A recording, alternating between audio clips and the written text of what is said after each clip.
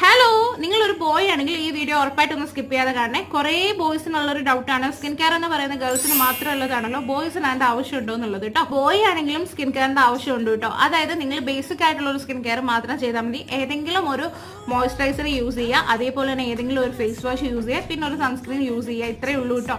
അപ്പോൾ ഏതെങ്കിലും ഒരു ഫേസ് വാഷ് വെച്ച് നന്നായിട്ട് സ്കിന്നെ ഒന്ന് ക്ലെൻസ് ചെയ്യുക, പിന്നെ ഏതെങ്കിലും ഒരു മോയ്സ്ചറൈസർ അപ്ലൈ ചെയ്യുക. ഡേ ടൈം ആണെങ്കിൽ ഒരു സൺസ്ക്രീൻ യൂസ് ചെയ്യുക, നൈറ്റ് ആണെങ്കിൽ മോയ്സ്ചറൈസറും ക്ലെൻസിങ്ങും മാത്രമേ ആവശ്യമുള്ളൂ കേട്ടോ.